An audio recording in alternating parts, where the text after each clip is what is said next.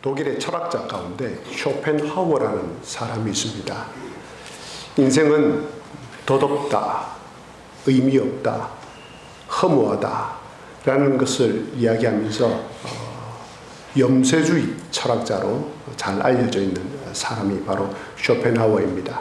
이 쇼펜하우어에 대한 아주 재미있는 일화가 있습니다. 쇼펜하우어가 하루는 공원 벤치에 앉아서 나는 누구이며 어디로부터 왔으며 어디로 가고 있는가 라는 생각에 깊이 빠져 있었습니다. 너무 깊이 생각에 빠져 있다 보니까 공원 문 닫을 시간이 다 된 줄도 모르고 앉아 있었습니다. 공원 문 닫을 시간이 되어서 공원 관리인이 이 쇼펜하우어를 찾아내었습니다. 그리고 공원 관리인이 쇼펜하우어에게 이렇게 말합니다. 할아버지, 누구세요? 어디 사시는 분이고 어디로 가야 되는 분이에요? 그러자 쇼펜하우어가 이렇게 대답을 합니다. 내가 누구냐고요? 나도 내가 누구인 줄 알았으면 좋겠습니다. 어디로 가느냐고요? 나도 내가 어디로 가야 되는지 알면 좋겠습니다. 인생이 어디로부터 와서 어디로 가는지, 내가 누구인지 나도 정말 알면 좋겠습니다. 라고 대답을 했다는 일화가 있습니다.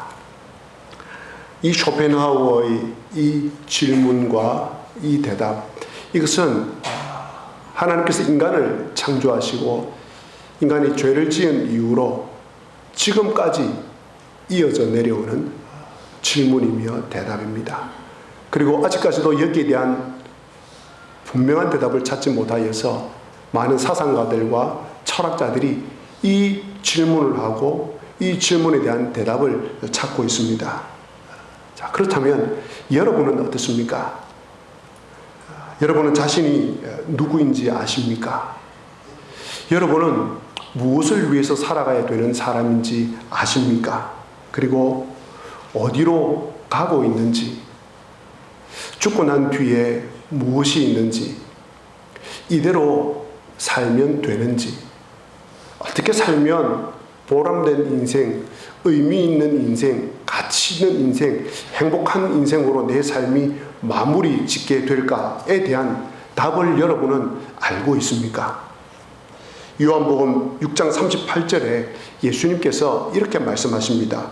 내가 하늘에서 내려온 것은 내 뜻을 행하려 함이 아니요 나를 보내신 이의 뜻을 행하려 함이니라. 이 말씀을 통해 우리가 알 수 있는 것은 예수님께서는 나는 보냄을 받은 존재다. 나 스스로 오지 않았다. 나를 보내신 분이 있다. 나는 나를 보내신 그분의 뜻을 행하기 위해서 왔다라고 말씀을 하고 있습니다. 그렇다면 예수님을 보내신 분이 누구입니까? 바로 하나님이십니다. 하나님께서 예수님을 이 세상에 보내셨다면 그 하나님께서는 우리를 이 세상에 보내어 주신 분입니다. 자, 그렇다면 쇼펜하우어의 한 가지 질문에 우리는 대답을 할 수 있습니다.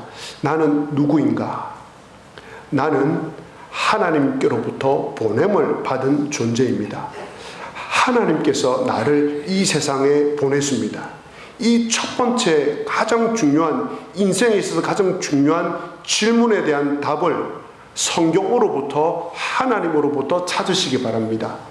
하나님께서 여러분을 이 땅에 보내어 주셨습니다. 그저 우연히 태어나서 우연히 살다가 우연히 인생을 마치는 존재가 아니라 하나님께서 여러분을 이 땅에 보내어 주셨습니다. 바로 여러분은 그런 존재입니다. 그렇다면 하나님께서 왜 여러분을 이 세상에 보내셨겠습니까? 누군가를 심부름을 보낼 때에도 그 심부름을 보내는 목적이 있고 이유가 있습니다. 그렇다면 하나님께서 여러분을 이 세상에 보낼 때에 이유가 있지 않겠습니까? 그 이유가 무엇입니까? 바로 그 이유가 여러분들께서 하나님으로부터 이 세상을 살아가는 동안 받은 사명입니다. 그래서 모든 사람은 하나님께서 여러분을 이 세상에 보내실 때 맡겨주신 사명을 위해서 살아가야 됩니다. 그 사명을 위해서 살아갈 때 여러분의 삶이 보람되고 가치있고 행복한 삶으로 마무리될 수 있습니다. 그렇다면 하나님께서 여러분을 이 세상에 보내실 때의 그 사명이 무엇입니까? 자, 그 생각을 하기 전에 여러분은 지금까지 어떤 사명을 위해서, 무엇을 위해서 지금까지 살아오셨습니까? 무엇을 붙들고 살아오셨습니까? 첫째로 하나님께서 우리에게 맡겨주신 사명, 우리를 이 땅에 내려보내시면서 하나님께서 맡겨주신 첫 번째 사명은 이 세상을 잘 돌보라는 것입니다. 여기서 세상이라 할 때는 자연 만물뿐만 아니라 사회의 모든 재반 영역을 다 포함하는 말입니다. 창세기 1장 28절입니다. 하나님이 그들에게, 이 그들이라는 대상은 아담과 하와입니다. 뿐만 아니라 아담과 하와로 이어지는 모든 사람을 말합니다. 하나님이 그들에게 복을 주시며 그들에게 이르시되 생육하고 번성하여 땅에 충만하라, 땅을 정복하라, 바다의 물고기와 하늘의 새와 땅에 움직이는 모든 생물을 다스리라 하시니라. 여기에 나오는 정복하고 다스리라 라는 뜻은 잘 관리하고 돌보라는 말입니다. 하나님께서 우리를 이 세상에 보내실 때 맡겨주신 첫 번째 사명은 이 세상을 잘 관리하고 돌보는 일입니다. 하나님의 세상인, 하나님께서 만드신 이 세상을 잘 돌보고 잘 관리하는 일입니다. 예를 들면 환경을 생각하면서 우리는 분리수거를 잘 해야 합니다. 일회용 용품을 가급적 줄여야 합니다. 최고의 엔지니어가 되어서 내가 돌리고 있는 이 기계가 잘 돌아가도록 해야 됩니다. 또한 내가 다니는 직장과 내가 속한 단체가 나로 말미암아서 잘 돌아가도록 해야 됩니다. 신학자 크리스토프 라이트라는 아주 유명한 분이 계시는데, 이분이 자신의 저서 하나님의 선교라는 책에서 이 세상을 잘 돌보는 일, 잘 가꾸는 일, 자연 만물뿐만 아니라 사회, 정치, 경제 이 모든 재반 영역이 잘 돌아가도록 하는 그 일이 바로 선교라고 이야기를 합니다. 그렇다면 여러분들은 선교사로서 이 세상에 보냄을 받은 사람들입니다. 그렇다면 여러분들께서는 선교적 사명을 가지고 여러분의 일터에서 여러분이 하는 일을 최고로 잘해야 됩니다. 이 일을 하실 때에 대충 하면 안 됩니다. 주님께 하듯 하셔야 합니다. 그 일은 사장님의 일이 아니라 하나님의 일입니다.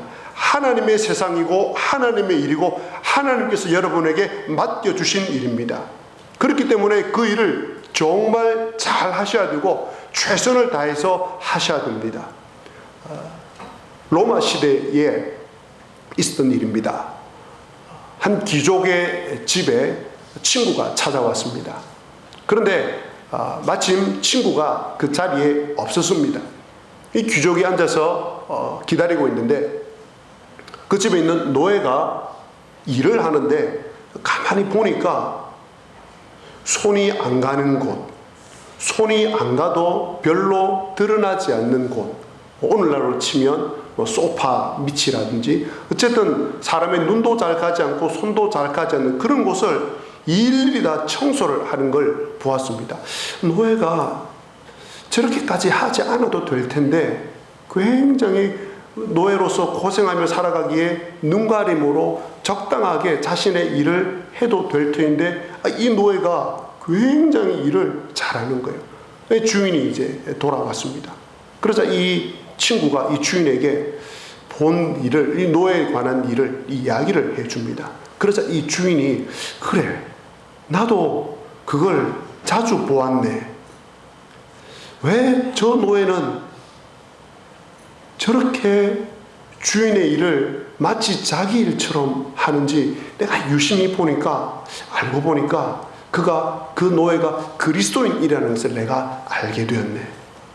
나도 그가 믿는 하나님, 그 노예가 믿는 예수님을 믿고 싶은 마음이 든다네 라는 일화가 교회사에 전해져 있습니다.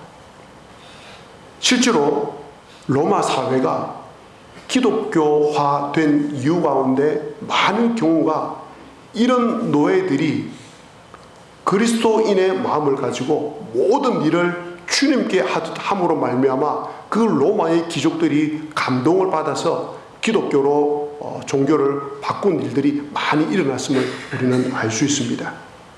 바로 없기는 이 세상을 돌보고 관리하는 일, 하나님께서 맡겨주신 일을 최선을 다하여서 잘 감당하시는 저와 여러분들이 되시기를 주님의 이름으로 기원합니다. 두 번째는 사람을 잘 돌보는 일이 우리의 사명입니다.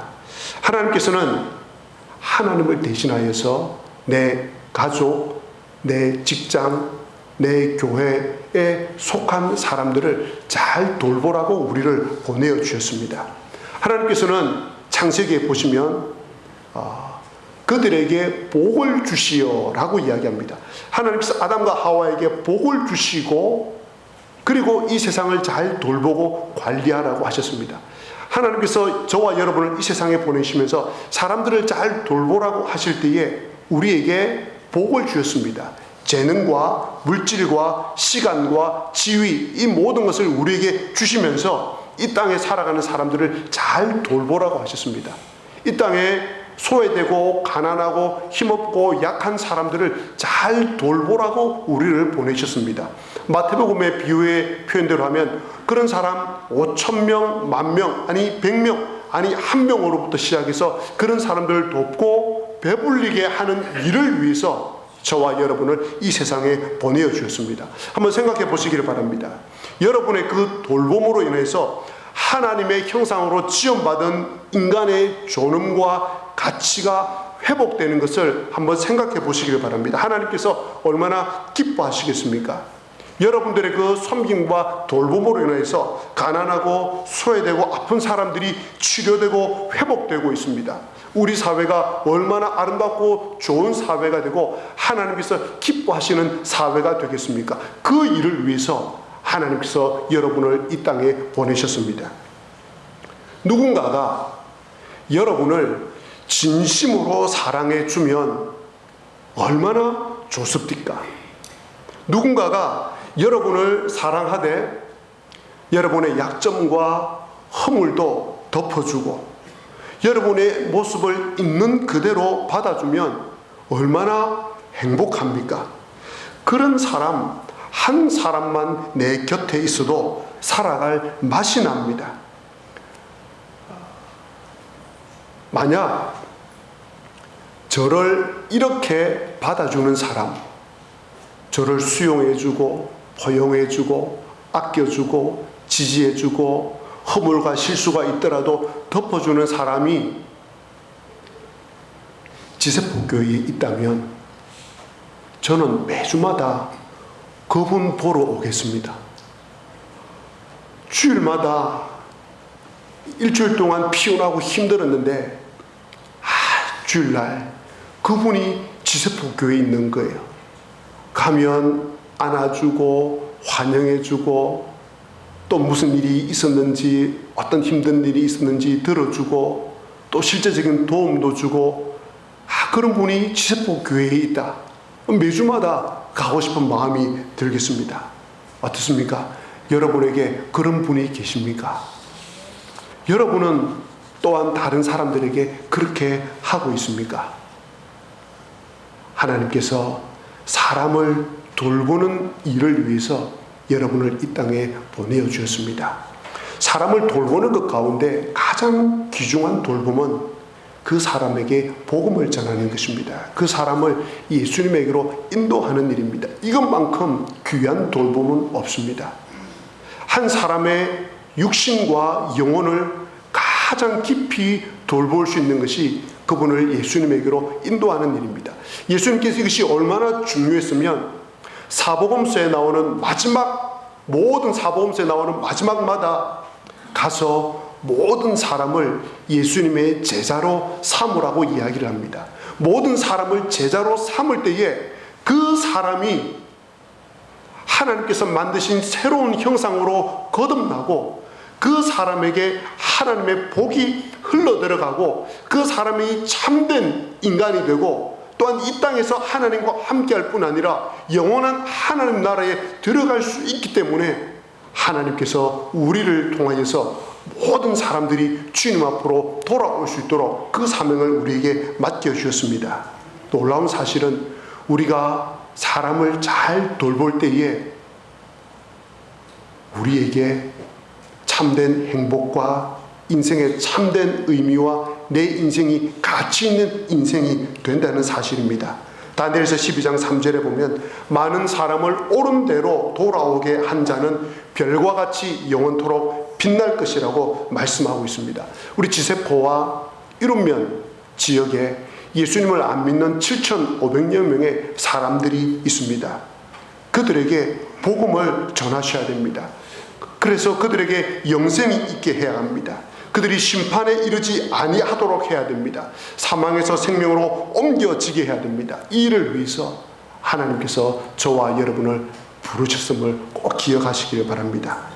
이것이 이제 두 번째 사명인데, 많은 성도들이 또 여러분들께서 이 두 가지 일을 잘 하십니다. 또 이 일을 아주 잘 하는 분도 많습니다. 지금까지 여러분들이 하나님께서 주신 이 세상을, 그리고 이 사회를 하나님께서 기뻐하시는 사회로 만들기 위해서, 또 많은 성도를, 많은 사람들을 전도하기 위해서, 또 이웃에 사는 사람들을 돌보고 섬기는 일을 위해서 많이 봉사하고 수고하고 헌신하였을 것입니다. 제가 신방을 다녀보면 참 그런 일들을 많이 했다는 것을 제가 보게 됩니다. 그런데 문제가 있습니다. 그런 일들을 잘 해놓고 나서 자기 이름, 자기 공적을 드러내려고 한다는 것입니다. 여기에 문제가 있습니다. 이렇게 되면 참된 삶, 보람, 가치, 행복, 이런 게 사라집니다. 오늘 말씀을 한번 들어보시기 바랍니다. 오늘 읽은 이 말씀은 바울 사도가 빌립보 교회에 보내는 편지인데, 감옥에서 복음을 전하다가 감옥에 갇혀서 이 편지를 쓰고 있습니다. 편지를 써내려가다가 감옥에 갇혀있는 이 자신의 간절한 기대와 소망이 무엇인지를 이야기를 하고 있습니다. 여러분, 감옥에 갇힌 사람이 무슨 간절한 기대와 소망이 있겠습니까? 감옥에 갇힌 사람의 간절한 기대는 감옥에서 풀려나는 것입니다. 추록하는 것이 가장 간절한 기대와 소망입니다. 그러면 이 바울 사도, 바울 선생님께서는 감옥에 갇혀 있으면서 자신의 가장 간절한 기대와 소망이 무엇이라고 이야기를 합니까? 그게 오늘 20절 말씀입니다. 나의 간절한 기대와 소망을 따라 아무 일에든지 부끄러워하지 아니하고 지금도 전과 같이 온전히 담대하여 살든지 죽든지 내 몸에서 그리스도가 존귀히 되게 하려 하나니. 바울 사도는 말합니다. 나는 내가 어떻게 되는가에 대해서는 관심이 없다. 내가 감옥에서 풀려나든지 아니면 이 감옥에서 사형 선고를 받든지 어떻게 되든지 그것은 내게 중요하지 않다. 중요한 것은 나를 통하여서 그리스도가 존귀히 되는 것이다. 그리스도가 위대하게 되는 것이다. 그리스도가 높임을 받는 것이다. 그리스도가 영광을 받으시는 것이다. 그리스도가 거룩히 여김을 받는 것이다. 이것이 가장 중요한 것이라고 이야기를 합니다. 그리스도의 이름이, 그리스도가 가장 존귀하게 되는 것이 감옥에 갇혀있는 나의 간절한 기대요 가장 소망이라고 이야기를 합니다. 하나님께서 오늘 여러분들에게 맡기신 두 가지 사명, 이 세상을 잘 돌보고 사람을 잘 돌보는 이 두 가지 사명을 잘 감당한 후에 나아가야 되는 마지막 목표, 최고의 지향점이 무엇인가를 오늘 우리에게 들려주고 있습니다. 그것은 살든지 죽든지 여러분들께서 어떤 수고와 헌신과 섬김을 하든지 그 일을 통하여서 그리스도가 존귀히 되는 것, 그리스도가 영광을 받으시는 것, 그것이 되어야 된다고 우리에게 말씀하고 있습니다. 사람은 죽어서 뭘 남기고? 이름을 남기고, 짐승은 죽어서 가족을 남기고.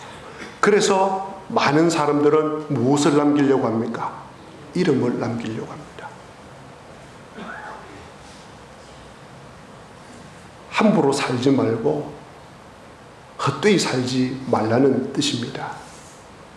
그런데 사람들은 이름을 남기는 것에 혈안이 되어 있습니다.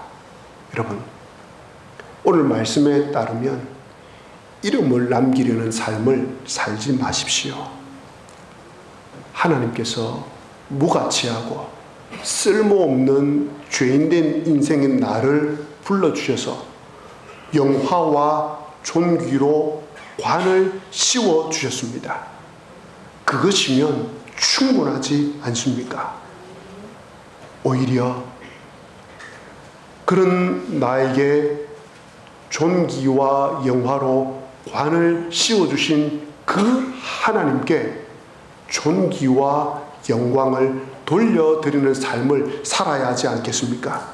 그것이 이 땅에 이 두 가지 사명을 살아가면서 여러분들이 늘 마음에 두셔야 될 마지막 최고의 지향점임을 잊지 마시길 바랍니다. 저는 이 삶을 가리켜서 오늘 주보의 설교 제목대로 들꽃 인생이라고 부릅니다. 들꽃을 가만히 생각해 보시기를 바랍니다. 저 깊은 산속에 피었다가 지는 들꽃을 머릿속으로 떠올려 보시기를 바랍니다. 이 들꽃은 매일 최선을 다해서 아름답게 피었다가 계절을 따라 피고 집니다. 깊은 산속에 피어있는 이 들꽃을 보는 사람은 아무도 없습니다. 아무도 알아주지 않습니다. 아무도 알아주지 않고 아무도 보지 않더라도 이 들꽃은 그 깊은 산중에 피고 지는 일을 반복을 합니다. 그러면서 하나님의 영광을 아름답게 올려드립니다. 그러다가 하나님께서 그 어떤 들꽃을 지나가는 어떤 사람에 의해서 뽑아서 사람들이 아주 잘 보이는 곳에 갖다 놓게 되는 일이 있습니다. 그럴 때 들꽃은 교만하지 않습니다. 그저 감사할 뿐입니다. 자신이 한 것이라고는 아무것도 없기 때문에 그렇습니다. 지금 여러분들께서 보시고 계시는 이 꽃을 보시기 바랍니다. 산중에 있다가 혹은 비닐하우스 안에 그 많은 것 가운데 있다가 어떤 주인에 의해서 뽑혀져서 이곳에 와서 피어서 하나님의 영광을 드러내고 있습니다. 이 꽃이 자신이 여기에 왔다고 결코 자신을 뽐내지 않습니다. 그러다가 이 꽃이 시들 때가 올 것입니다. 그러면 이 꽃이 시들면 이 꽃은 밖으로 내보내어집니다.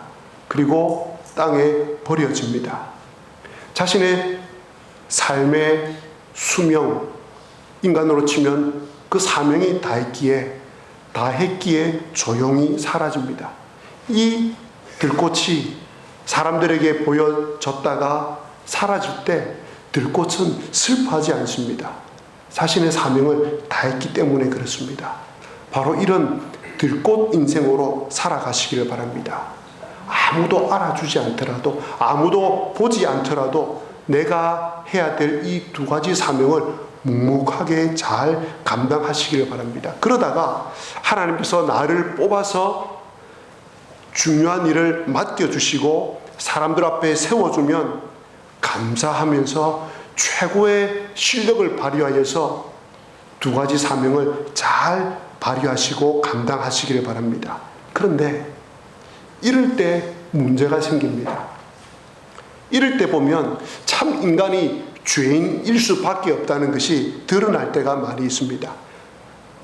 조용히 이름 없이 묵묵히 자기 일을 잘 이 두 가지 사명을 감당하다가 너무 그 일을 잘 감당해서 사람들 앞에 세워주면 겸손하게 이 일을 끝까지 묵묵히 감당하면서 그 모든 능력과 힘을 주신 분이 하나님이심을 알고 하나님께 모든 영광을 돌려드려야 되는데, 내가 뽑혀와서 내가 열심히 일을 할 때에 사람들이 나를 알아주기 시작하고 사람들이 나를 존귀하게 여기기 시작할 때 나 스스로 그 영광을 받고 싶어 합니다.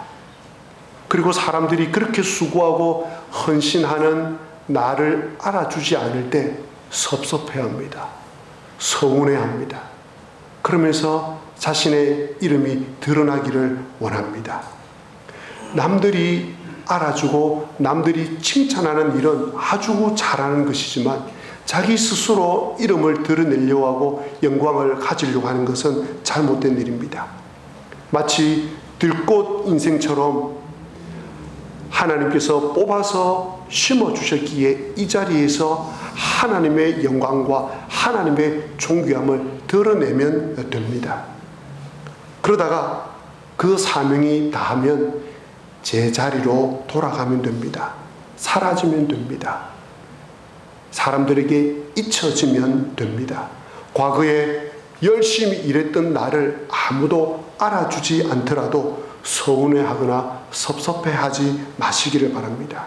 그러면 여러분의 인생이 보람되고 가치있고 행복한 인생이 됩니다.